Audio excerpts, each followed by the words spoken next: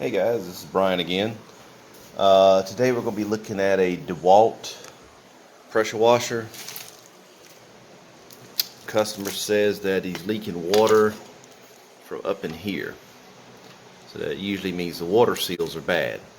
Now you may have seen by other videos, I don't typically work on this type of pressure washer, but I've got a lot of people who use these style washers, so we're going to go over one of these and I'm going to kind of explain why I don't typically work on these pressure washers, these pumps, but nonetheless, we've got it here. We've had a couple people ask about them, so we're going to try to set one up here so we can see, or you can see, what to do if you have one of these. With that being said, the customer actually went ahead and brought the parts to the machine. He went ahead and found a source online that is supposed to have the parts needed to rebuild this. I'm not so sure about that until we get into it. A lot of these pumps, they're not a lot of availability on parts, which is one of the reasons why I don't typically get into repairing these. Before we get started, as we always discuss, safety. Make sure you got your proper safety gear. No shock hazard, pressure hazards, things of that nature. And as I've mentioned many times before, this is a working shop, so there's times I have to stop what I'm doing and help a customer, because that's what I get paid to do. Otherwise, I try to do my videos straight through. There are times when I will try to expedite a video by telling you what I'm going to do and then removing the nuts and bolts. There's no need you sitting here watching me doing that. That's just a waste of time. With that said, I'm going to grab another pump real quick and show you something. Okay, so you see on this machine here, you've got your 3 plugs at the top. You got nothing on the front as far as the plug is concerned. There's your water inlet. This is your unloader, and that's your output.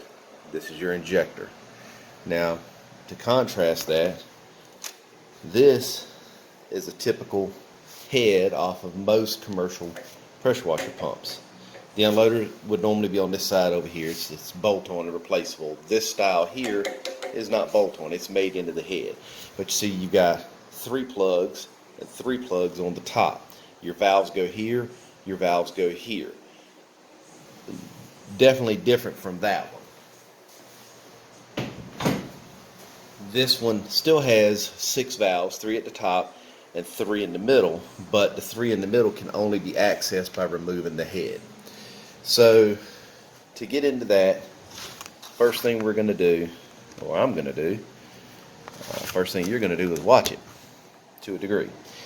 I'm going to remove the thermal dump, which just put the wrench on here and unscrew this.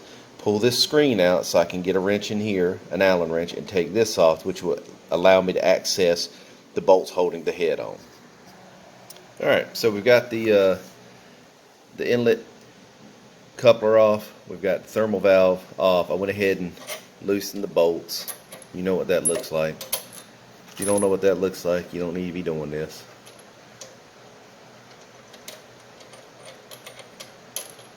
Alright, let's set this off to the side for a second so I can put both hands on the head.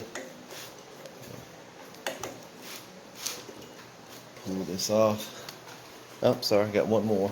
Missed it.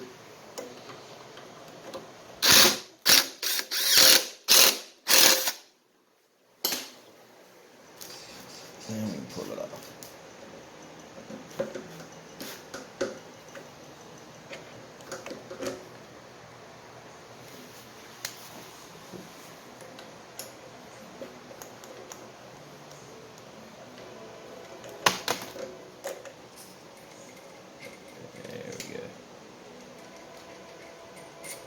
These pumps are so small, everything's so tight in place, it's hard to get into it sometimes. Alright, so there's our head. Nothing spectacular. So again, there's valves in here, and in this case, instead of accessing them from the front, the valves are actually in here. And You may not be able to see them because of the lighting, but I can see them clearly in there. So here, can't get my fingers on it. Got to pull it in a little closer so you can see what you got. You see this? This is one also. Pull this one forward so you can see that one as well. Alright. I'm going to pull them off. What you want to look is look inside around this, around in this section here. You want to make sure it's not chewed up. No damage to the rubber seal itself.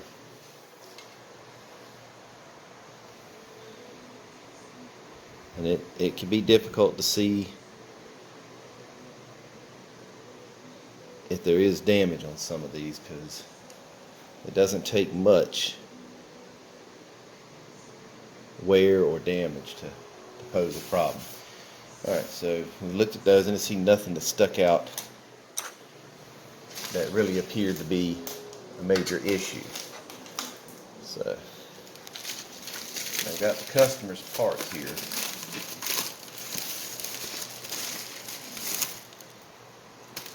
We're just going to go ahead and work backwards. We just took those seals off, and the package is going to have a variety of things in it, so we're going to go ahead and put those on. And as you can see, when you took them off, there's a ring or a groove here. The groove faces out. Now I'm not going to press them all the way in. I'm just going to put them up here to hold them in place, or hold them out of the way until later. And I'll explain that here in a few minutes.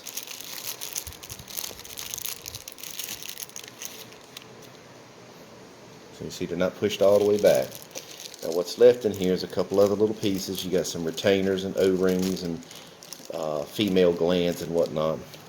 They're all going to go in here. So now you're going to remove these brass rings. Okay, so those brass rings are retaining everything else. We're going to do one at a time here. Be careful not to scratch the brass. These can be difficult to get out, whether it's a new machine, old machine, or whatever. So we're going to pull the brass rings out. Okay, so this is not my preferred choice of tools, but I know most everybody has one of these. So we're going to use this. You're just going to grip you're going to start on the outsides. You're going to grip the outside of the ring, give it a twist, and pull at the same time. Okay, so we're going to do each one of these separate. We're not going to take them all out. That way you don't lose track of what's going on. Now on the inside, you're going to have your retaining ring, and you're going to have, if I can get it out, I'm trying to stretch here. You have the seals that are on the inside. Now you could probably see that white thing down in there. That's a valve. Now we're not going to look at the valves because he didn't say he had a pressure issue. Alright, so we've got them out. Now it's kind of hard to see here, but you can see there's a bit of a lip on this. So when this goes in place, you got to be careful how it goes in so that you don't peel that back. So kind of started in at one bottom side, one edge, however you want to refer to it. And it's going to be kind of hard to hold this in front of the camera, but the camera's kind of in the way.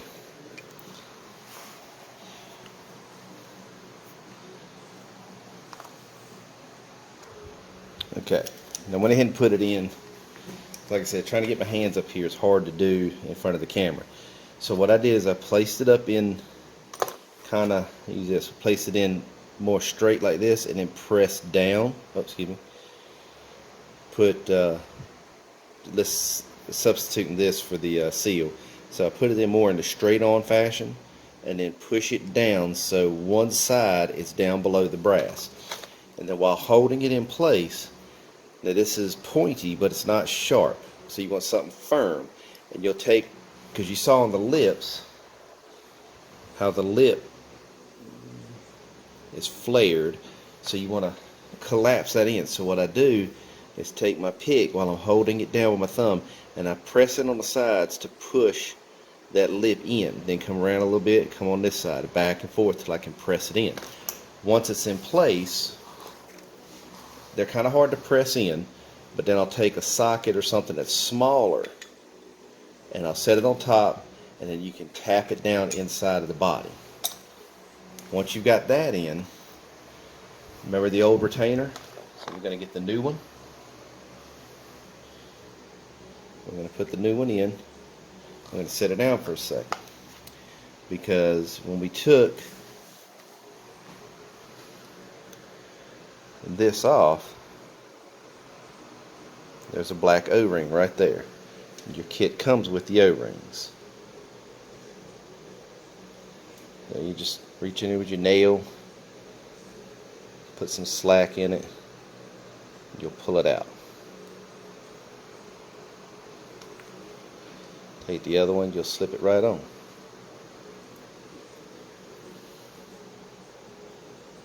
So that one's done. So we're going to repeat the process. Now, I don't like putting that brass back in because I need access to this center one. If I put this one back in, I can't get into it. So what we're going to do, put our channel locks on, twist and pull, comes out. Now I can put this one in. I'm just going to push it in, make sure you don't pinch or kink the O-ring. I'm going to pull this out like that. I'm going to pull this one out like that. And the way to tell which one of these go on the pump and which one goes in, because they look very similar. In this case, they're two different colors, but you see one's thinner and one's thicker. The thicker one goes in the head, the thinner one is what goes up here. I'm going to set that to the side.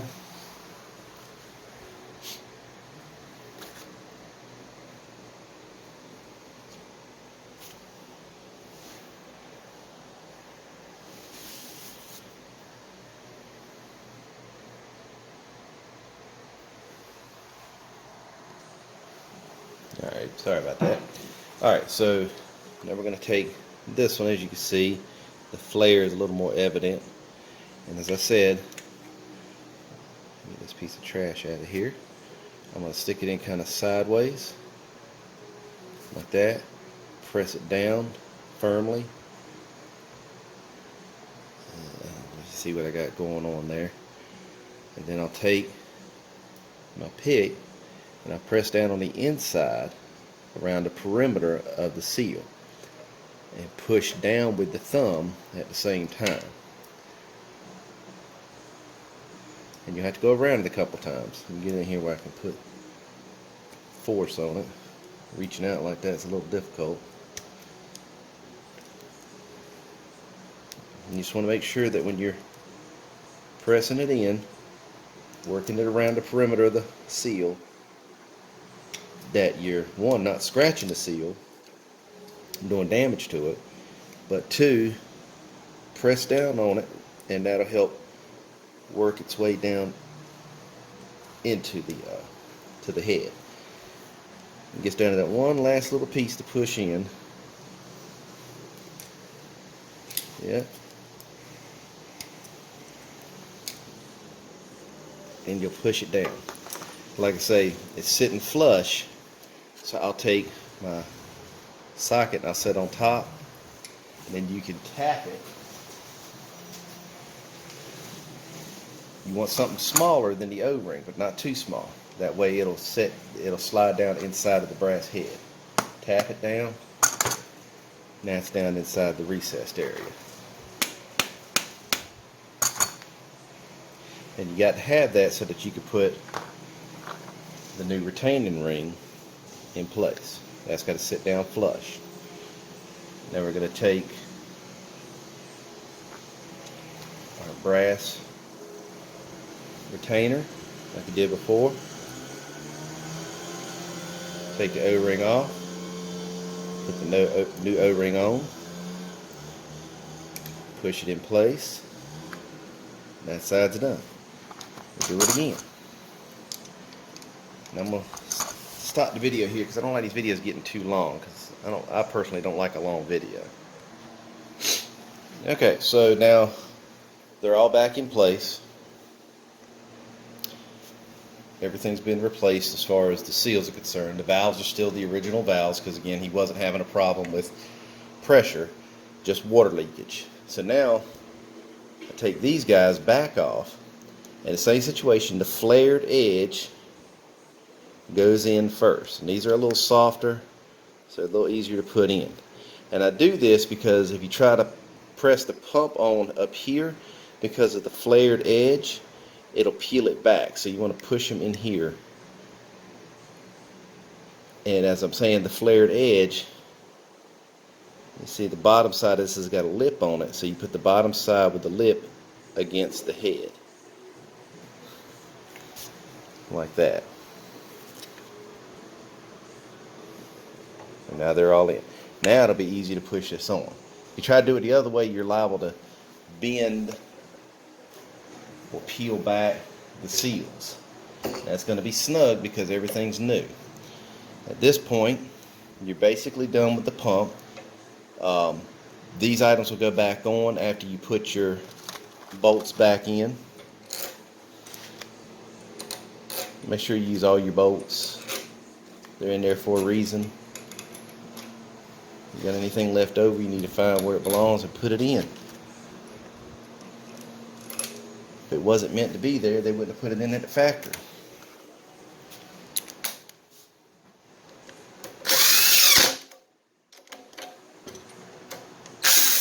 When I do this, I start at the inside, go one across from the other, then across from the other again.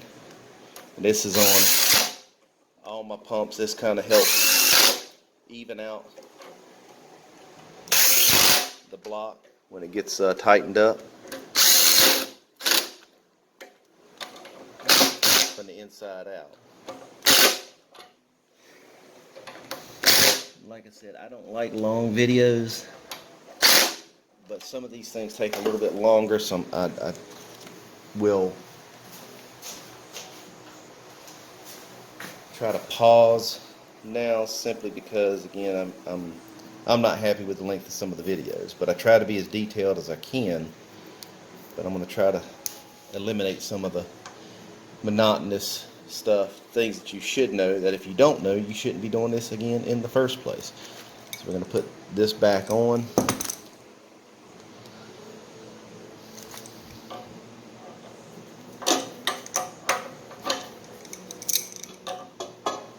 And I don't, again, normally do these type of pumps because the part reliability or part availability is just not there.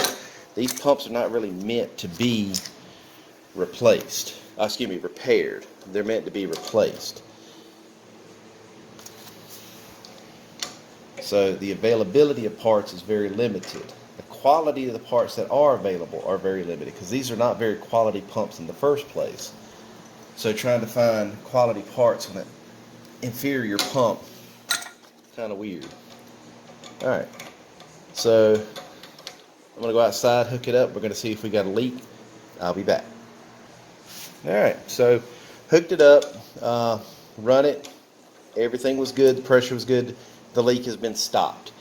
So, you know, these pumps, if you can locate some kind of a part for it, they're repairable.